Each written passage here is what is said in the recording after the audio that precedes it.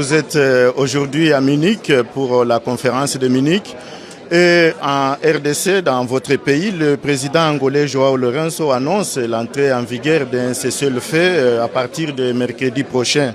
Et pourquoi faut-il croire cette fois-ci que ça sera la bonne ? Parce qu'on ne peut pas se permettre le luxe de ne pas essayer d'obtenir la paix. Encore une fois, je veux réitérer que les populations qui sont sous occupation sont des populations congolaises. En tant que gouvernement congolais, nous avons la première responsabilité d'assurer la protection de nos populations. Nous ne pouvons pas nous permettre le luxe de ne pas tous essayer pour obtenir la paix. Maintenant, évidemment, ce ne sera pas la première tentative. Il y a eu d'autres tentatives qui ont porté des fruits un peu plus longtemps. Il y en a d'autres qui ont échoué beaucoup plus vite. Nous allons faire du côté du gouvernement de la République démocratique du Congo tout le nécessaire pour respecter nos engagements. Et nous espérons aussi que l'autre partie va faire la même chose. Mais nous savons aussi que tout cela sera suivi par les mécanismes mis en place et qu'il y aura une redevabilité pour le comportement ou le manquement des uns et des autres. Il y a plusieurs processus qui sont en cours, mais ce qui est très important est de souligner que ce sont des processus complémentaires. Il ne s'agit pas de processus qui sont en compétition les uns avec les autres, mais plutôt de processus qui sont en train de se renforcer mutuellement. Quand nous parlons donc d'un processus de cessez-le-feu, il faut savoir que dans le processus de Doha, il y a un mécanisme qui a été mis en place pour la supervision et le monitoring de ce cessez-le-feu. Donc ce dont il s'agit maintenant, c'est de voir comment ces différents processus peuvent être capitalisés, exploités pour se renforcer mutuellement et pour qu'on ait justement du progrès tangible sur le terrain vis-à-vis d'une amélioration du contexte sécuritaire et surtout une amélioration des situations des populations civiles qui sont les premières victimes de ce conflit. Madame la ministre, vous ne doutez pas que la RDC soit piégée parce que vous comptez sur ce processus alors qu'une partie du pays continue à être occupée par les rebelles du M20.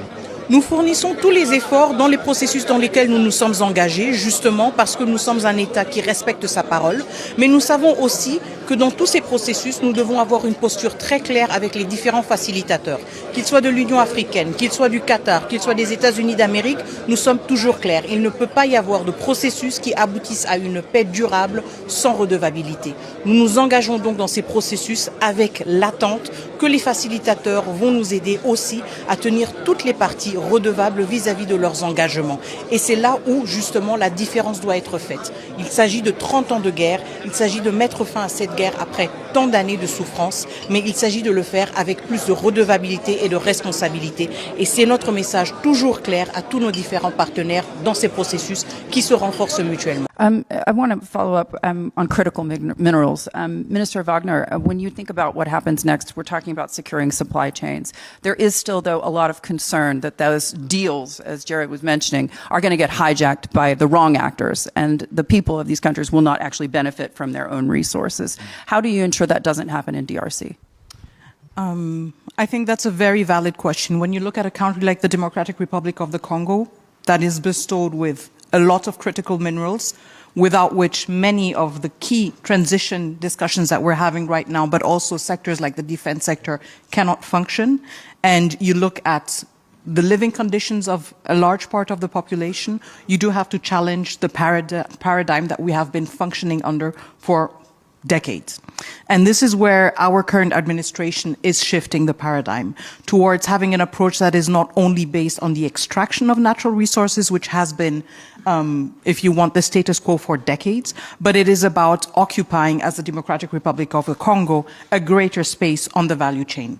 So not just being the point where natural resources like cobalt, like lithium are extracted, then disappear into the world markets and then where the big decisions are taken, but actually occupying more space. That means transforming, having first levels of transformation in the DRC, investing in human capital, but also investing in a broader ecosystem, which means that when you do not focus only on extraction and you broaden the scope that you occupy, you focus on human capital, you invest in people, you invest in environment, you invest in communities, you also invest in infrastructure. We have the Lobito Corridor, which is one of the flagship projects binding together 3 countries of the sub-region, which is not just an infrastructure project, it is one that actually brings in connectivity and many other aspects. So I think this is where the administration and the vision of President Tshisekedi has been a radical step away from what has determined the extraction and the politics of natural resources in the DRC for many decades,